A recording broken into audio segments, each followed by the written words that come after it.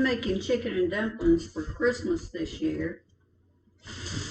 And so it's a few days from now, but I need to get started on some of the cooking so I don't have to do everything the same day. So I've got a package of chicken thighs here, which is what I usually get to make dumplings with. So I think there's about 8 here. And I'm rinsing those chicken thighs. And I'm leaving the skins on. And I'm going to put all of them. I'm putting all of them in a pot, Dutch oven, and I'm going to cover them with water. Okay, so I've got them covered with water in the Dutch oven, and I'm going to put them on high and get them started cooking. And I'm going to add salt and pepper.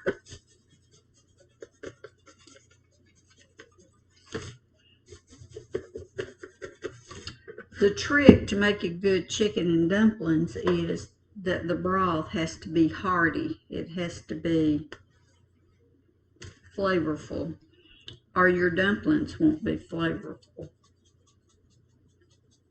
So I'm putting a good bit of salt and pepper in here. And I'm going to boil the chicken thighs with the skins on until they're tender, basically falling apart. So then what I'm going to do when they're completely done is I'm going to put the whole pot into the refrigerator, let it cool, and put it in the refrigerator tonight, overnight. And the fat from the skins will rise to the top, and then I'll take it out tomorrow and just remove that extra fat and throw it away. For years, I've been trying to eat healthier, and for a time I was taking the skins off the chicken before I cooked it so you wouldn't get that extra fat. But then you don't get the extra flavor too. So now I just go ahead and cook the chicken with the skins on, put it in the refrigerator, and just skim that excess fat off so that you actually have the flavor and not the fat. So that's the first part of making chicken and dumplings, is to get the chicken cooked and get your broth made so that you'll have good chicken and dumplings. And the chicken will take at least an hour to cook. Our chicken's done for the chicken and dumplings. So I've taken the chicken out of the pot and removed the bone, skin, and fat and left it in large chunks to put back into the dumplings after they're made. So I'm going to now put the chicken into the refrigerator, and I'm going to set the pot with the broth still in it into the refrigerator to cool probably overnight. That way I can skim the fat off the broth and our dumplings will be a little healthier for us. I cooked the chicken for the chicken and dumplings yesterday and took the chicken out and deboned it and put it into the freezer so it will be ready to put back into the dumplings after the dumplings are made. So I put the broth into the refrigerator in the pot and left it overnight so that the fat would rise to the top. So what I'm going to do now is just skim that extra fat off. We'll have the flavor that the chicken skin gives you, but we won't have that extra fat in our dumplings.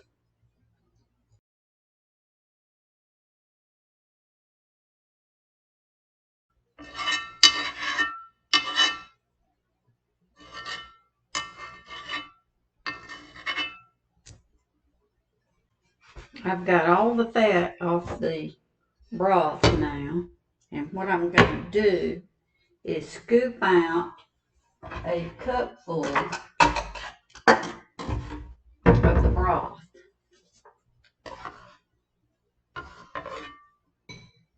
and set that aside. And I'm going to put the pot of broth back into the refrigerator. Now I'm going to take this cupful of broth and I'm going to heat it in the microwave. This is another one of my little tricks for making good chicken and dumplings.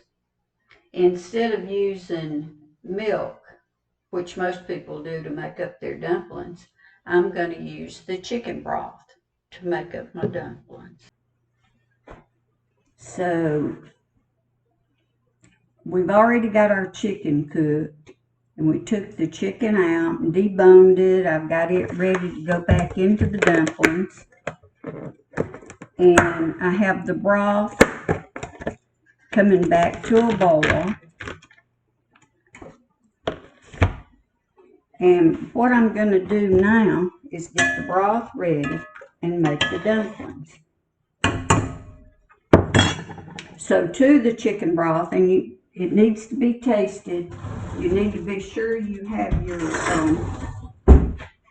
your broth with enough salt and pepper in it. That's all the seasoning I use. A lot of people put different things. They even cook carrots, celery, and onions in their dumplings, but I do not.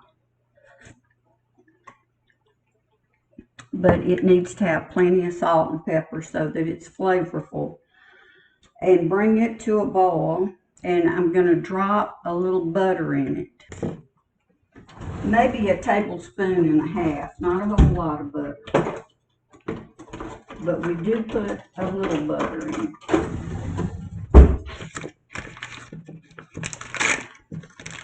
I put a little chunk. So this is a little bit more than a tablespoon, but not 2 tablespoons. So I'm going to drop that in there.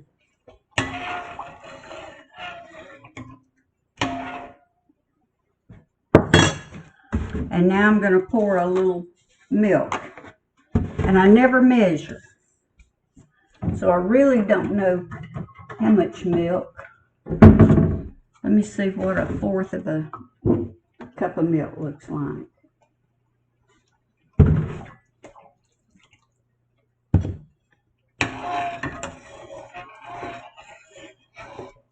Okay, I'm going to add just a little bit more. So let's say in a big pot of broth, I'm going to put 1/3 of a cup of milk and a tablespoon and a half of butter. And now when the butter is melted and it's all mixed up, I'm going to take about 3/4 of a cup, close to a cup, of the broth out.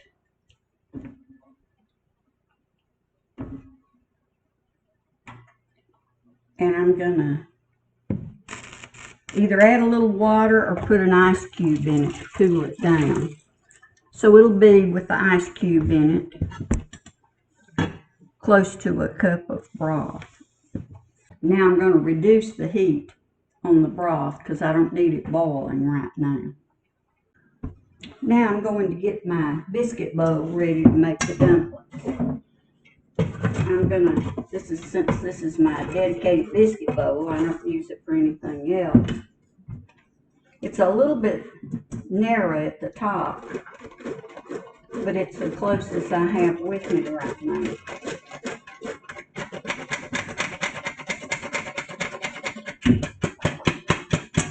I have a crockery bowl in storage somewhere that is actually my dedicated biscuit bowl.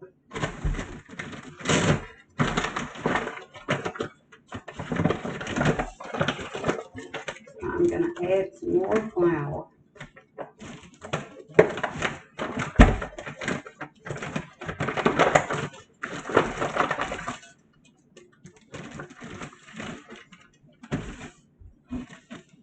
And sift that.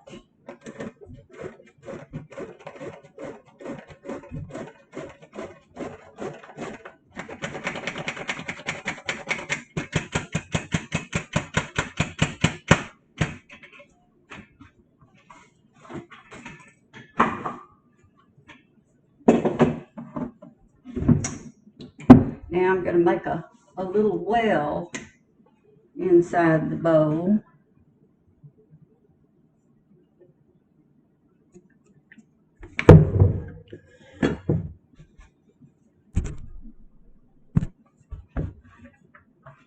And add a couple of tablespoons of canola oil.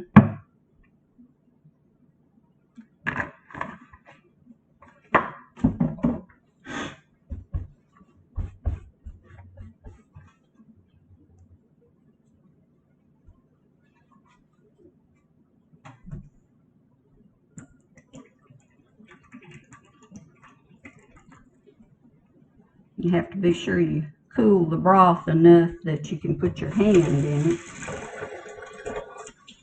without getting burned.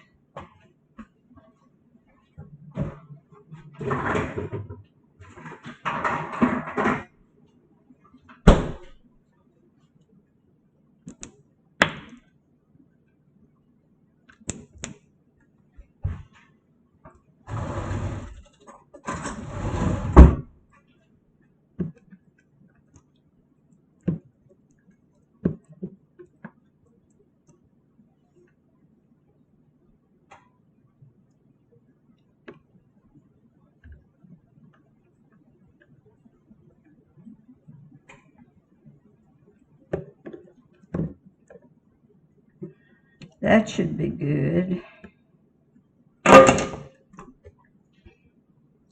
Now I'm going to pour this in as though I were making biscuits with milk.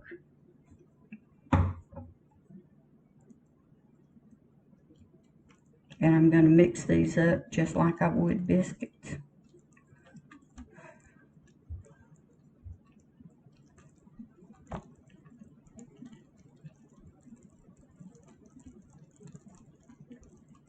And I know you didn't see me do it, but I did wash my hands very well before I started.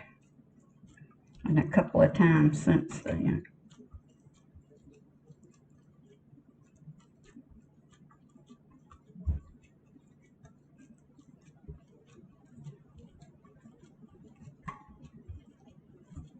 Now the way my sister made these, and she made the family's best dumplings. She rolled them very flat, but by putting the warm, almost hot broth into make the dumplings, you not only get the flavor, you get added flavor for your dumplings, and also the warm liquid activates the yeast or whatever the rising agent is in self-rising flour, which in this case would not be yeast, it would be the baking powder. And so you can flatten it down because you want your dumplings to be thin. Now I know a lot of people eat drop dumplings. That's what they grew up with. That's what they know. But I never had them growing up. I had the flat ones. And I've tried the drop dumplings since then, which are big, fat, and fluffy. But I do not care for them. I used to say often that my sister made such thin dumplings, they only had one side. Mine are usually not that thin, because if I try to roll them that thin, then they tear up before you get them to the table.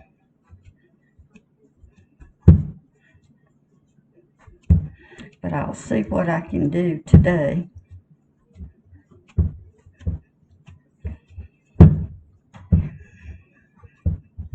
And you want your dough worked well enough so that it will not tear up. It'll be firm dumplings when you get them into the pot. They won't break apart, come apart as easily.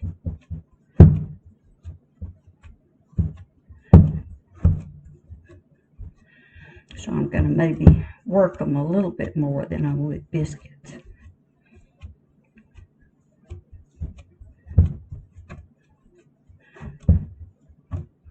Okay, when they're relatively smooth and not tacky anymore. I'm going to clean my hands off. Alright, now I'm going to take my dough over here to the countertop, and I'm going to spread out my cloth. What I do is I keep a new pillowcase that's never been slept on. It's never had anything done on it but dumplings or some kind of dough.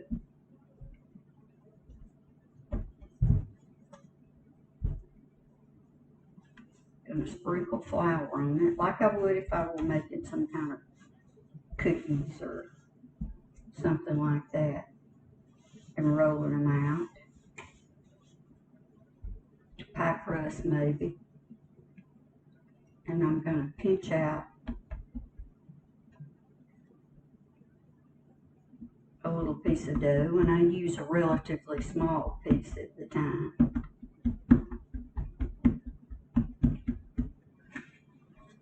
Be sure it has enough flour on it.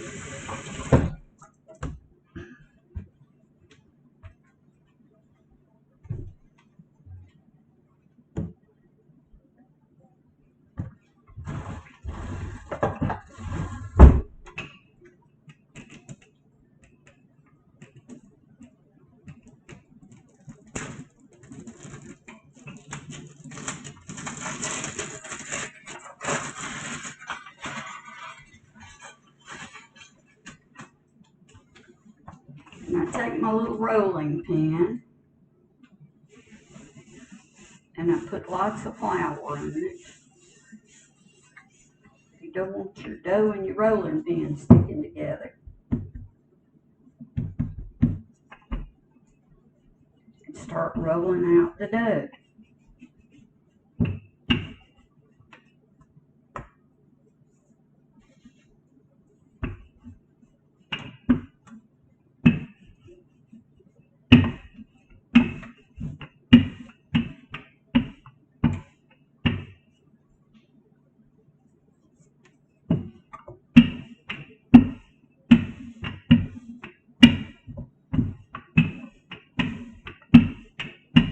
And you just keep rolling it.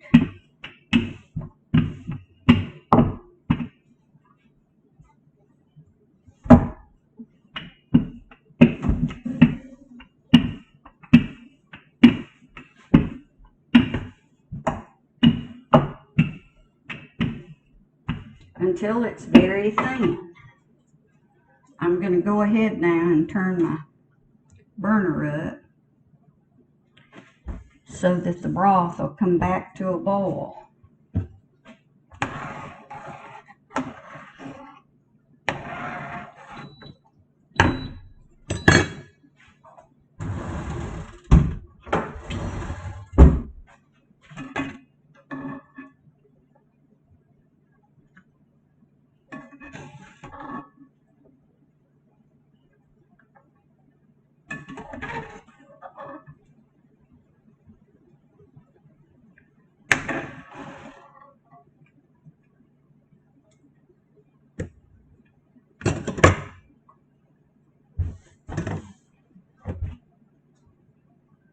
Okay, it's coming back to a boil now, so I need a knife.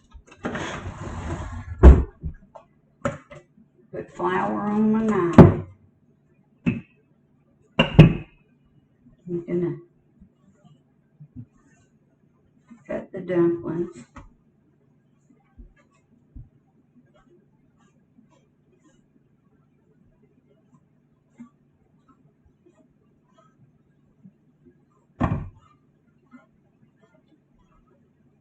Into pieces that are 1 to 2 inches square. They don't have to be exact. Nobody's going to be able to tell once they're in the pot just exactly what size they were. And when the broth is boiling, you start dropping them in one at a time.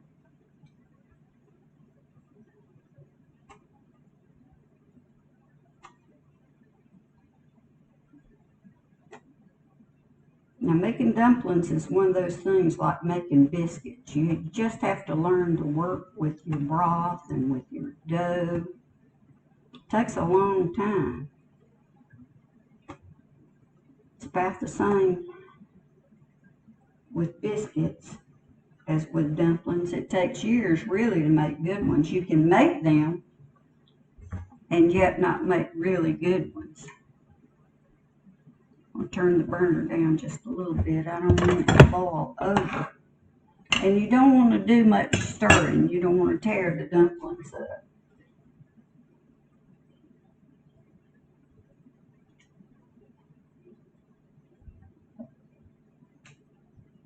When you drop the dumplings in, they'll go to the bottom. And then they'll eventually start rising to the top as they get done.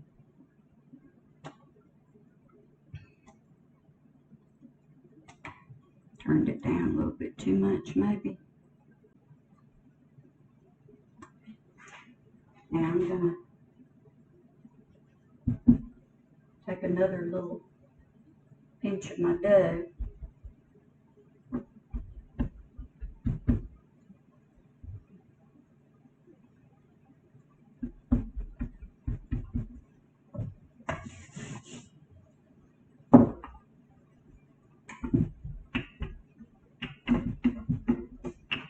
Start rolling it out.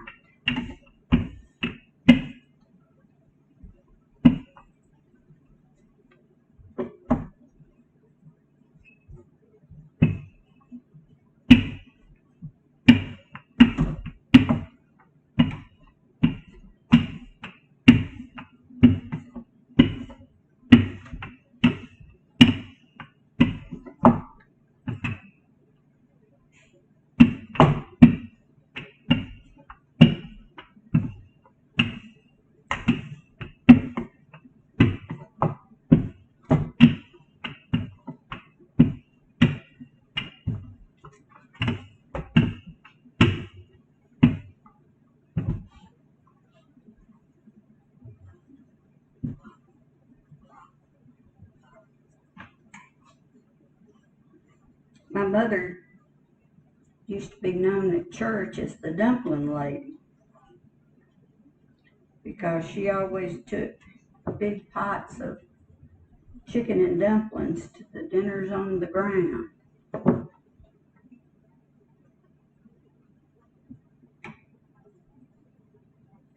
And my sister did the same thing. So they were definitely the top two dumpling makers.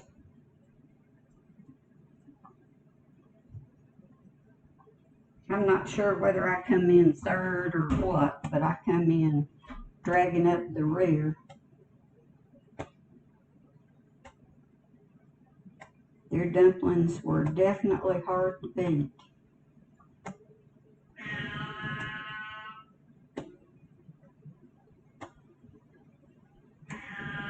It seems that my cat baby wants to get in on all the videos these days.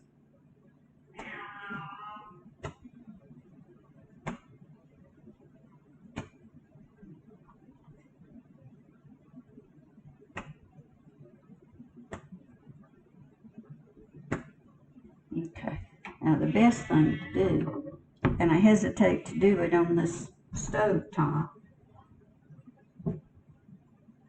but you just kind of shake the pot.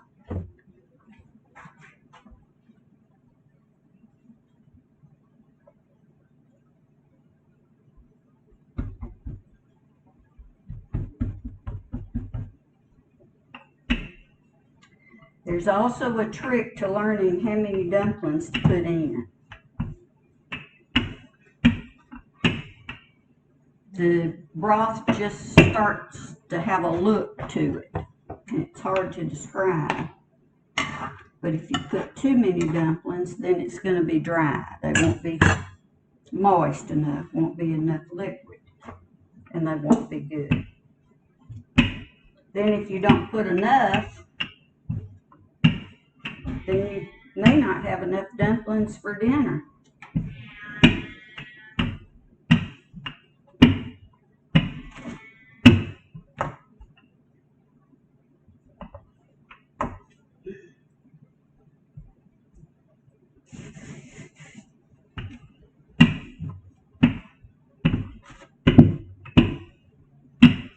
Now you can make the dumplings ahead of time, and most of the time I do. And you make them up and put them on a cookie sheet. You can put them in layers between wax paper or parchment paper and freeze them. And then you don't thaw them out, you just pull them out and drop them directly into the broth when you get ready for them. It's very simple that way. It kind of shortens the process on the day that you're actually going to serve the dumplings. But I didn't do that this time.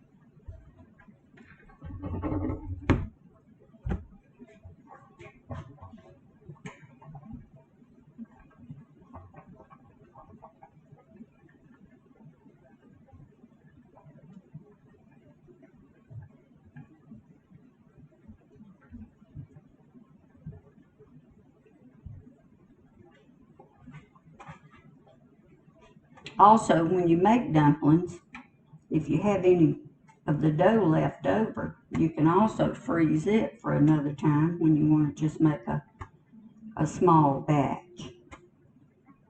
You can even use some canned chicken broth and drop the dumplings into that if you want just a quick small meal for a person or two.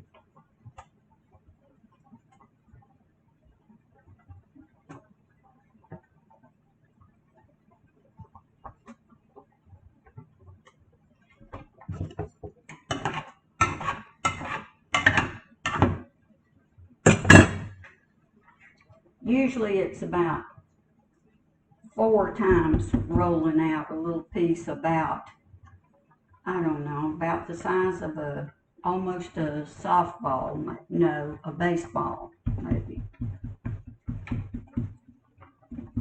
Not quite that big. But 4 rollouts of that much is usually enough for a big pot of dumplings. Of course, if you're having a huge meal, you might need twice that much. Feeding a lot of people.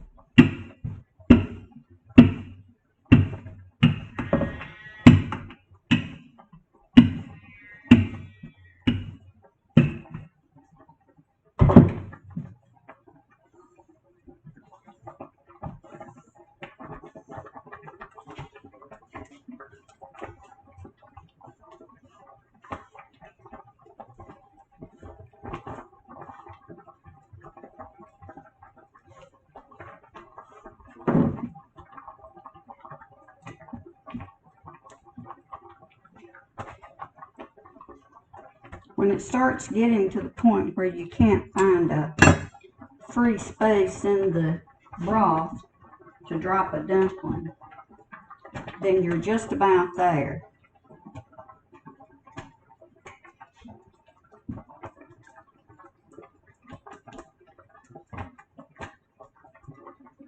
So usually for a Dutch oven full, about 4 rolls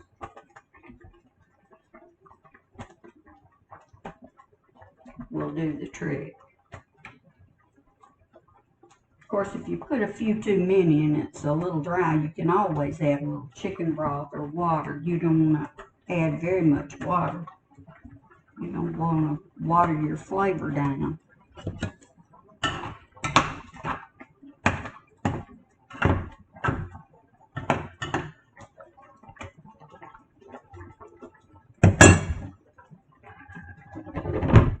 Okay, now what we're going to do is add the chicken back. Now, I really have too much chicken.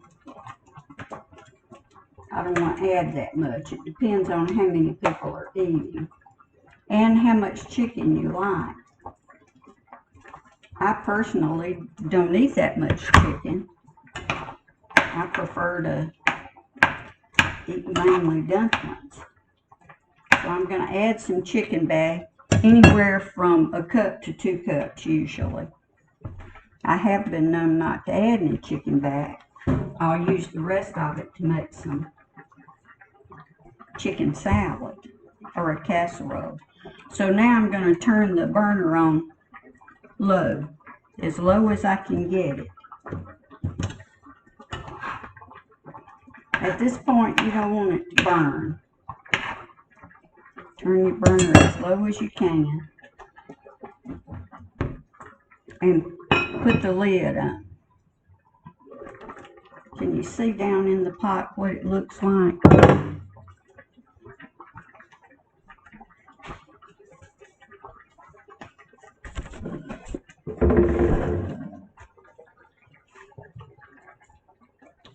But this is what it looks like. And it begins to look more milky and not watery, not like it's all broth. And then you put the lid on it and let it cook probably 15 to 20 minutes. You don't want to overcook it. Check it every now and then, but just be sure the dumplings get done all the way through.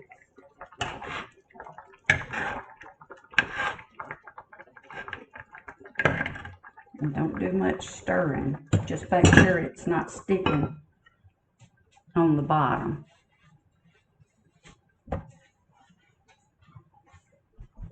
And it does make a mess in the kitchen, so now I have to clean my mess up. So our dumplings are done.